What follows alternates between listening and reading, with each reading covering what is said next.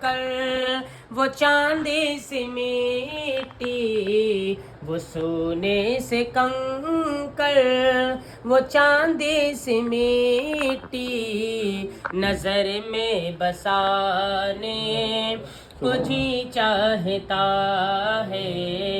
وہ شہر محبت جہاں مصطفیٰ ہے، وہاں گھر بسانے کو جی چاہتا ہے۔ جہاد محبت کی آواز گونجی، جہاد محبت کی آواز گونجی، کہاں حنظلہ نے یہ دلہن سے اپنی اجازت اگر دو تو جام شہادت، اجازت اگر دو تو جام شہادت لبوں سے لگانے کو جی چاہتا ہے۔ وہ شہر محبت جہاں مصطفیٰ ہے، وہاں گھر بسانے کو جی چاہتا ہے۔ کہ پوچھا نبی نے کہ کچھ گھر بھی چھوڑا، کہ پوچھا نبی نے کہ کچھ گھر بھی چھوڑا، تو صدیق اکبر کے ہونٹوں پہ آیا وہاں مال و دولت کی کیا ہے ضرورت، وہاں مال و دولت کی کیا ہے حقیقت، جہاں گھر لٹانے کو جی چاہتا ہے۔ وہ شہر محبت جہاں مصطفیٰ ہے، وہاں گھر بسانے کو جی چاہتا ہے۔ ستاروں سے یہ چاند کہتا تھا ہر دم، ستاروں سے یہ چاند کہتا تھا ہر دم، تمہیں کیا بتاؤں وہ ٹکڑوں کا عالم، اشارے میں آقا کہ اتنا مزہ تھا، اشارے میں آقا کہ اتنا مزہ تھا، کہ پھر ٹوٹ جانے کو جی چاہتا ہے۔ وہ شہر محبت جہاں مصطفیٰ ہے، وہاں گھر بسانے کو جی چاہتا ہے۔ وہ ننھا سا اصغر وہ خیمے میں رو کر، وہ ننھا سا اصغر وہ خیمے میں رو کر یہی کہہ رہا تھا، وہ ایڑی رگڑ کر، اے بابا میں پانی کا پیاسا نہیں ہوں، اے بابا میں پانی کا پیاسا نہیں ہوں، میرا رن میں جانے کو جی چاہتا ہے۔ اے بابا میں پانی کا پیاسا نہیں ہوں، میرا سر کٹانے کو جی چاہتا ہے۔ وہ شہر محبت جہاں مصطفیٰ ہے، وہاں گھر بسانے کو جی چاہتا ہے۔ السلام علیکم۔ ہمارے نبی نے بہت پہلے ہمیں دے دیا ہے کہ کیا چیز صحیح ہے اور کیا چیز غلط ہے۔ ایک مسلمان کا چھوٹا سا بچہ بھی یہ بات جانتا ہے کہ ہمیں پیشاب کی چھینٹوں سے بچنا ہے، ہمیں نمازیں ادا کرنی ہے، ہمیں کسی کا سامان چوری نہیں کرنا ہے، ہمیں کسی کا سامان بغیر پوچھے استعمال نہیں کرنا ہے، ہمیں کیا کیا برے کام کرنے ہیں، کیا کیا برے کام نہیں کرنے ہیں، کیا اچھے کام کرنے ہیں، یہ شعور ہمارے اندر پہلے سے موجود ہے۔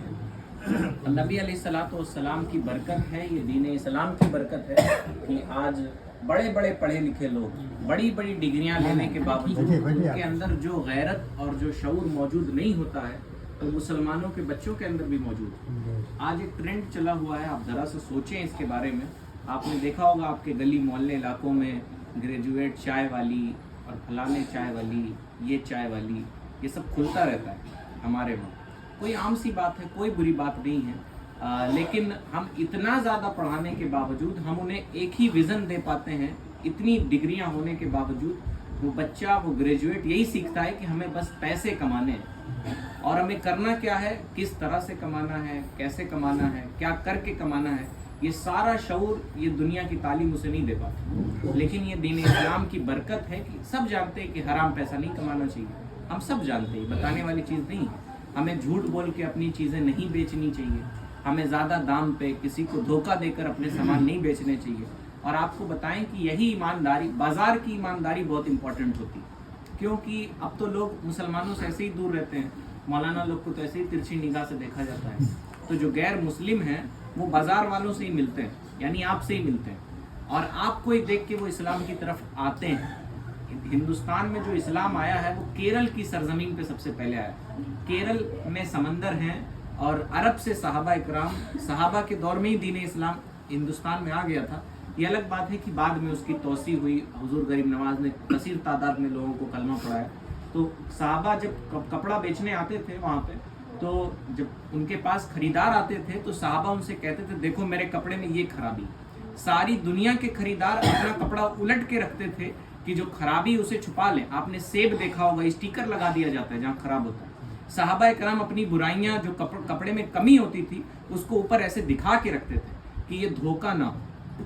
تو لوگ کہتے تھے یہ عجیب مخلوق ہے، ساری دنیا تو چاہتی میرا پیسہ بک جائے، میرے پاس پیسہ آ جائے، کسی طرح سے میرا مال بک جائے، لیکن یہ عجیب لوگ ہیں جو اپنے مال کی برائی بتاتے ہیں، اپنے سامان کی برائی بتا کے بیچتے ہیں، یہ عجیب قسم کے لوگ ہیں۔ تو لوگوں نے ان صحابہ سے پوچھا، ان کے دین کے بارے میں جانا اور دامن اسلام میں داخل ہو گئے۔ لیکن آج افسوس کی بات یہ ہے کہ دین اسلام علماء کے پاس موجود جیسے پہلے تھا ویسے آج بھی، علماء کے چہروں پہ آج بھی داڑھیاں ہیں، علماء کے سروں پہ آج بھی ٹوپیاں ہیں۔ علماء چلیں بہت خراب ہو گئے لیکن نمازیں تو پڑھتے ہیں 5 وقت کی، جو امام صاحب ہوتے ہیں، مؤذن صاحب ہوتے ہیں، حافظ صاحب ہوتے ہیں، نمازوں کی پابندی وہ کرتے ہیں، کھلے عام جھوٹ وہ نہیں بولتے۔ کبھی ہماری اور آپ کی طرح کبھی وہ روڈ پہ بیٹھ کے تو پب جی نہیں کھیلتے ہوں گے، چلے مان بھی لیتے ہیں کھیلتے ہوں گے، کنارے کہیں کھیلتے ہوں گے، کبھی پکچر ویڈیو تو نہیں دیکھ رہے ہوتے ہوں گے۔ لیکن جب عام مسلمان خراب ہوتا ہے تو پھر ہم غیر مسلموں کو یہ میسج دیتے ہیں کہ ہمارا دین اسلام ہمیں یہی سکھاتا ہے۔ آج اگر لوگ اسلام سے دور ہیں تو عام مسلمانوں کے اندر جو کمیاں ہیں ہمیں وہ بہت ضروری ہے کہ ہم اسے دور کریں۔ آج یہی وجہ ہے کہ ہماری وجہ سے لوگ دین اسلام سے بہت دور ہیں، ہم اخلاقی طور پہ بہت کمزور ہو چکے ہیں۔ اصل میں مسئلہ یہ ہے کہ میں نے بتا دیا کہ اللہ تعالیٰ کے فضل سے ہمارے اندر شعور ہے کہ کیا صحیح ہے کیا غلط ہے۔ دنیا کی بڑی بڑی پڑھی لکھی قوم، ڈاکٹرز، انجینئرز، جج، یہ اتنا پڑھنے کے باوجود استنجا تک کا طریقہ نہیں جانتے۔ جب انہیں استنجا لگتی کہتے ہیں گاڑی روکو، اور کہیں بھی روڈ پہ کھڑے ہو کے استنجا کر لیتے ہیں۔ لیکن جب کسی مسلمان کو اپنی حاجت سے فارغ ہونا ہوتا ہے تو وہ کسی مسجد کی تلاش کرتا ہے، وہ کسی باتھ روم وغیرہ جو پبلک ٹوائلٹ ہوتے ہیں اس کی تلاش کرتا ہے، وہاں جا کے استنجا کرتا ہے، پھر پانی سے دھوتا ہے۔ یہ شعور ہمارے اندر موجود ہے کہ کیا صحیح اور کیا غلط۔ ہم ایک اسٹیپ بس کامیابی سے پیچھے ہیں کہ ہم ان باتوں پہ عمل نہیں کر پاتے۔ ہمیں پتہ ہے کہ ہمیں گھر میں ماں باپ سے اچھے سے بولنا ہے، ہمیں اپنی بیویوں کے ساتھ اچھے سلوک کرنے ہیں۔ نبی علیہ السلام نے اپنے آخری خطبے میں فرمایا ہے کہ آپ اپنے گھر کی عورتوں اور غلاموں کے بارے میں تم اللہ سے ڈرتے رہنا، ہے نا؟ تم اللہ سے ڈرتے رہنا کہ اللہ تعالیٰ تمہارے گھر کی عورتوں کے بارے میں تم سے سوال ضرور کرے گا۔ وہ تو بیچاری باہر جا نہیں سکتی، تو تم نے ان کی ضرورتیں پوری کی نہیں، تم نے ان کے ضرورت کے سامان گھر میں لا کے مہیا کرائے کہ نہیں کرائے۔ اور آج ہماری خواتین اگر بے شرم بے حیائی ہمارے گھروں میں آ رہی ہیں تو اس کی بہت بڑی وجہ یہ ہے کہ بھائی بہن کا آپس میں ریلیشن اچھا نہیں ہے۔ आज मियाँ बीवी का आपस में ताल्लुकात अच्छे नहीं है, हम अपनी बीवी से कहते हैं जाओ जाके ले लो जो लेना है, मैं पैसा कमा के तो ला रहा हूँ ना, लो फेंक दिया पैसा तुम्हारे सामने। हम अपनी माओं को कहीं अपनी उनकी ज़रूरतों के मकाम तक लेके जाना पसंद नहीं करते, हम पैसे देते हैं, ठीक है जाओ ऑटो रिक्शे से चले जाओ। हम अपनी बहनों की इन चीज़ों में मदद नहीं करते, और फिर इन्हीं रास्तों से बेहयाई हमारे घरों में चली आती। लेकिन नबी अलैहिस्सलाम ने फरमाया तुम औरतों के बारे में अल्लाह से डरते रहना। तो फिर कैसे डरते रहना कि वो बनिस्बत मर्द के थोड़ी कमज़ोर बनाई गई, यानी वो माशरे में हर जगह जा नहीं सकती हैं, वो माशरे में सबसे मिल नहीं सकती हैं। तो फिर ऐसी सूरत हाल में तुम उन लोगों उनकी मदद करना, उनके ज़रूरत की चीज़ें उन्हें मुहैया कराना, उनकी ज़रूरत की चीज़ें उन्हें मुहैया कराना, अवेलेबल कराना। ऐसा ना हो कि तुम उनकी मदद ना करो, तुम उन्हें झिड़क दो, तुम उनसे बहुत दूर रहो, और फिर नतीजा ये हो कि फिर आपके ताल्लुकात जो आपके घर में बेहयाइयाँ आ जाए, आपके घर में बुराइयाँ शामिल हो जाए। तो बहरहाल कहने का मतलब ये कि जो अखलाकी तौर पे नबी अलैहिस्सलाम हमें सिखा के गए हैं, वो तालीम हमारे बीच से उठती जा रही, बार बार उठती जा रही। यानी हम टॉप क्लास का जो मुसलमान होता, अब मत लाना पैसा देगा, ठीक है, जो टॉप क्लास का मुसलमान होता है हमारे माशरे में, जो हकीकतन मुसलमान समझा जाता है, यानी हाँ, आप सोचें आपके जहन में कोई टॉप क्लास का मुसलमान जिसे आप अच्छा मुसलमान समझते हैं, वो करता क्या है, वो 5 वक्त की नमाजें पढ़ता है, मस्जिद में जाता है, नमाज पढ़ता है, और हर वक्त पाबंदी करता है नमाजों की, मजहबी लिबास में रहता है। हम उसे समझते हैं बेहतरीन मुसलमान है, हाजी साहब, नमाजी साहब, फलाने साहब, ढिकाने साहब, उसके अखलाक कैसे भी हो। लेकिन नमाज तो फ़र्ज़ है ही, ये हमें किसी हाल में छोड़नी नहीं है। वो हमारे घर की खवातीन हो, खवातीन भी सुन रही, वो हमारे घर की खवातीन हो या मर्द हजरात हो, नमाज तो छोड़ने वाली चीज़ ही नहीं है, नमाज फ़र्ज़ है। एक नॉन मुस्लिम मुसलमान हुआ और वो पास में बैठा हुआ था, तो उसने कहा कि अब मैं चीज़ों को समझ रहा हूँ, फ़र्ज़ का मतलब होता है ज़रूरी। वो रात के 4 बजे उठ के फजर की नमाज़ पढ़ता है, उसे अहमियत मालूम है नमाज की, क्योंकि उसे मुश्किल से दीन इस्लाम मिला है, उसे बचपन से दीन इस्लाम नहीं मिला है। हम मुसलमान घर में आंखें खोलते हैं तो पढ़ भी लेते हैं, तो 4 वक्त की नमाजें पढ़ लेते हैं, फजर तो हमसे अक्सर छूट जाती। और नबी अलैहिस्सलाम ने फरमा दिया है कि मुनाफिकीन पर इशा और फजर की नमाज भारी पड़ती है, यानी जिनका ईमान सच्चा नहीं होता, जो ज़ाहिरी तौर पे तो मुसलमान होते हैं और अंदर से उनका ईमान पुख्ता नहीं होता, वो अल्लाह से हकीकतन डर नहीं गए होते। वो तो देखें जब नमाज की बात की जाएगी तो सब लोग सर हिला देंगे, सब लोग सुभान अल्लाह कह देंगे, अल्लाह के खौफ की बात की जाएगी, नबी के मोहब्बत की बात की जाएगी, सब मोहब्बत से सर हिला देंगे, ये तो फितरी सी चीज़ है। लेकिन इम्पॉर्टेंट ये है कि हम अमल कितना करते हैं। नबी अलैहिस्सलाम ने फरमाया नमाज बेनमाजी जो होता है गोया वो कुफ्र के दहाने पर खड़ा होता है। जैसे हम मुनव्वर भाई के घर पे खड़े थे, अभी अंदर नहीं आए, हदीस पाक का मफहूम है कि वो कुफ्र के दहाने पे खड़ा होता है, वो कब काफिर हो जाए इसका कोई भरोसा नहीं है। और जो अजान का जवाब नहीं देता, और अजान का जबान से जवाब देना ये तो है ही, अमलन जवाब देना ये वाजिब है। और मर्दों के लिए अजान का अमलन जवाब ये है कि वो अपने काम धाम छोड़ के मस्जिदों की तरफ चले जाए। आपकी दुकानों में क्या हो रहा है, ग्राहक कितने पड़े हुए हैं, आपको इसकी फिक्र नहीं होनी चाहिए। आप ये सारी फिक्र छोड़कर आप मस्जिदों की तरफ चले जाएं, इसे ही कहते हैं अजान का अमली तौर पे जवाब देना। अमली तौर पे मतलब आप आसपास के 50-60 लोगों को बुलाइए, किसी को मत बुलाइए, खुद बैठ जाइए, आपके वालिद हैं, आपकी वालदा हैं, घर की खवातीन पर्दे में बैठ जाएं, बाकी 2-3 लोग तो हम ही लोग रहते हैं। अब बैठ के कुछ हम अल्लाह रसूल का जिक्र करें। हमारे घरों से ये चीज़ उठ चुकी है ना, हमारे घरों में सब कुछ होता है, अल्लाह रसूल का नाम नहीं लिया जाता है ना। आप सोचें ज़रा, गौर करें कि आपने कितने बार आपके बच्चों ने आपने कलमा पढ़ा। हम नहीं कलमा पढ़ते अल्लाह रसूल के लिए, वो दिखाने के लिए छोड़ दीजिए। रिश्तेदार आए तो हम कहते हैं बेटा जरा कलमा पढ़ो, कहते हैं ना हम लोग, ये रिश्तेदार के लिए पढ़ते हैं। आप हमने कब आदत डाली कि मैं सुबह उठ के कलमा पढ़ना है। फिर इस्लाम पे धीरे धीरे लोग इस्लाम से दूर हो रहे हैं, है ना। और इस्लाम इतनी बड़ी नेमत है कि इसका आप अंदाज़ा ही नहीं लगा सकते। ये वही जानते हैं जिन्होंने मुश्किलात से दीन इस्लाम को पाया है। तो बहरहाल इस्लाम नेमत है और इसका शुक्र ये है कि हम इस पे अमल करके दिखाएं। तो हमारी गुजारिश है कि आप भी चाहें अगर अपने घर मिलाद की महफिल सजाना तो निहाल भाई से संपर्क करें, मन्नू भाई से कह दें, वो हम लोग से बता देंगे। और कोई एहतमाम हमें नहीं चाहिए, कोई चाय पानी नाश्ता खाना ये सब नहीं होना चाहिए, बिल्कुल सादा। हम बस बैठ के अल्लाह रसूल की बात सुने, दूसरी बात कि उस पर अमल करें। सुनते तो बहुत हैं, बहुत जल्द से होते हैं मुसलमानों, है ना। वो किसी ने कहा है ताखीर का मौका न तज़ब्ज़ुब का महल है, ये वक्त अमल है। अगर हमने अमल नहीं किया तो फिर नतीजा वही होगा कि हमारी दुनिया तो बर्बाद है ही, दुनिया बर्बाद होना नहीं, हमारी दुनिया बर्बाद है। دنیا والے ہمیں بہت ہیچ نظروں سے دیکھتے ہیں، اور دنیا مسلمان کا مقصد ہوتی بھی نہیں، اگر دیکھتے ہیں تو دیکھتے رہیں، لیکن اصل یہ ہے کہ ہماری آخرت برباد ہو رہی ہے نا، ہمارے گھر میں بے حیائیاں آ رہی ہیں، ہمارے گھر میں بے پردگیاں آ رہی ہیں، ہمارے گھر میں بد اخلاقیاں آ رہی ہیں، یہ بہت بری چیز ہے۔ تو اللہ تعالیٰ سب سے پہلے ہمیں بعد آپ سب کو عمل کرنے کی توفیق عطا فرمائے۔ استغفر اللہ ربی من کل ذنب واتوب الیہ۔ مفتی صاحب کچھ نصیحت فرمائیں۔ ایسا نہیں، میلاد شریف اس کو کہتے ہیں جہاں چند لوگ بیٹھے ہوں اور نبی پاک علیہ الصلوۃ والسلام کا ذکر ہو، ان کی پیدائش بیان کی جائے، اس کو میلاد النبی کہا جاتا ہے۔ پہلے زمانے میں ہر گھروں میں ہوتا تھا یہ اہتمام، لیکن اب تو ایسا مسئلہ نہیں۔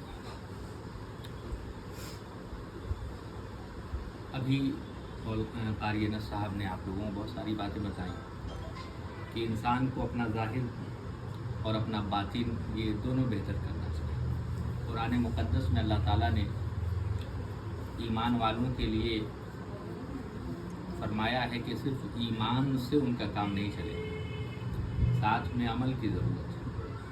اللہ تعالیٰ فرماتا ہے قرآن مقدس میں والعصر، قسم ہے زمانے محبوب کی، ان الانسان لفی خسر، بے شک انسان نقصان اور خسارے میں ہے۔ حقیقت میں تو انسان نقصان میں ہے، لیکن اللہ آگے فرماتا ہے الا الذین آمنوا، مگر وہ لوگ جو ایمان لائے، وعملوا الصالحات، اور اس کے بعد اچھے عمل کیے۔ دیکھیے عمل کیا ہے؟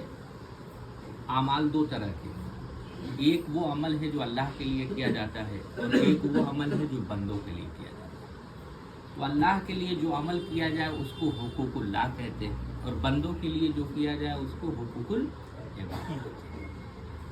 اب اللہ کے لیے کوئی بھی عمل کرے، نماز پڑھیں، روزہ رکھیں، اس کی رضا کے لیے حج کریں، کوئی بھی نیک کام کریں، وہ بھی اللہ تعالیٰ قبول فرمائے گا۔ اور بندوں کے حقوق بھی آپ ادا کریں، بندوں کی جو ذمہ داریاں آپ کے اوپر ہیں، جو ان کے ساتھ آپ کو معاملات جس طریقے سے کرنے ہیں، یہ سب بندوں کے حقوق بھی آپ سمجھ کے اس پر عمل کریں تو اس کو بھی اللہ تعالیٰ قبول کرے۔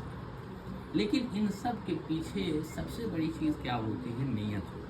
اسی لیے میرے آقا صلی اللہ علیہ وسلم نے ارشاد فرمایا نیت المؤمنین خیر من عملی، مومن کی نیت اس کے اعمال سے بہتر ہے۔ یعنی پہلے تو تمہاری نیت ہی درست ہونی چاہیے۔ امام بخاری نے بخاری شریف میں پہلی حدیث لکھی تو فرمایا کہ انما الاعمال بالنیات، اعمال کا دار و مدار نیت ہے۔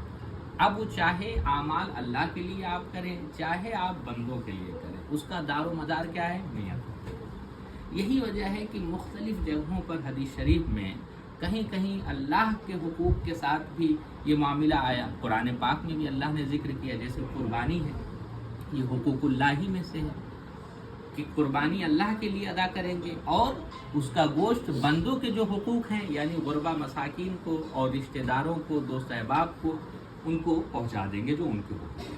لیکن قرآن مقدس میں اللہ نے اس عمل کے متعلق بھی فرمایا کہ اگر تمہاری نیت درست نہیں ہے تو تمہارا گوشت اور تمہارا خون میری بارگاہ تک نہیں پہنچے گا، بلکہ جو کچھ پہنچے گا وہ تمہارے دل کا تقویٰ ہے، تمہاری نیت ہے۔ تو سارے اعمال میں چاہے وہ حقوق اللہ ہوں چاہے حقوق العباد ہوں، ان میں نیت سب سے زیادہ اہم ہے۔ سمجھ میں آئی؟ کسی غریب کی مدد بھی آپ کریں اس نیت سے کریں کہ لوگ ہم کو دیکھیں تو بڑا سخی کہیں، پیسے والا کہیں، بھلے سے حقوق العباد آپ ادا کر رہے ہیں، لیکن اس عمل کو بھی اللہ تعالیٰ قبول نہیں کرتا۔ تو اسی لیے سب سے اہم چیز کیا ہے؟ دل کا صاف ہونا، دل کا تقویٰ، یعنی اچھی نیت ہونا۔ اور یقیناً ہر وہ عمل جو اچھی نیت سے کیا جائے اللہ تعالیٰ ضرور اس عمل کو قبول فرمائے گا۔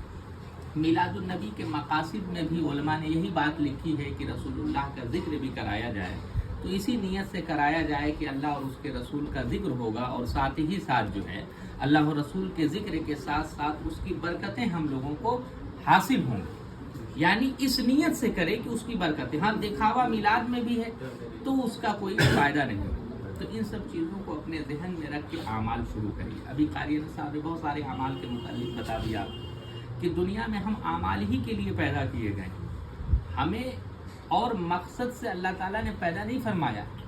چونکہ ہم دنیا میں ہیں، دنیا کی لوازمات ہمارے سامنے ہیں، دنیا کی جو جو چیزیں ہیں رنگینیاں ہیں وہ ہمارے سامنے ہیں، تو ہم دنیا کی رنگینیوں میں جو ہے یہ ملوث ہونے کے لیے دنیا میں نہیں آئے ہوئے، بلکہ ہماری پیدائش کا جو صاف ستھرا مقصد ہے جو اللہ تعالیٰ نے قرآن مقدس میں بیان کیا ہے، وَمَا خَلَقْتُ الْجِنَّ وَالْإِنسَ إِلَّا لِيَعْبُدُونِ، ہم نے انسانوں اور جناتوں کو صرف اپنی عبادت کے لیے پیدا کیا، صرف اپنی عبادت کے لیے پیدا کیا۔ اگر ہم عبادت کریں گے تو ہی اللہ تبارک و تعالیٰ قیامت کے دن اس کا بدلہ ہمیں عطا فرمائے۔ اب دیکھیے عبادت جو ہے یہ لفظ چھوٹا ہے، 5 حرفی لفظ ہے، لیکن اس کا معنی اور مفہوم بہت زیادہ ہے۔ عبادت سے صرف مراد یہ نہیں ہے، جیسے اگر لغت میں عبادت کا معنی آپ دیکھیں گے تو معنی ہوگا بندگی، عبادت کرنا، اللہ کے حضور سجدہ رزق، لیکن جب اصطلاح شرع میں آپ لوگ آئیں گے تب معلوم ہوگا کہ عبادت کا معنی ہوتا ہے ہر وہ عمل جو اللہ کی رضا کے لیے خلوص سے کیا جائے، اللہ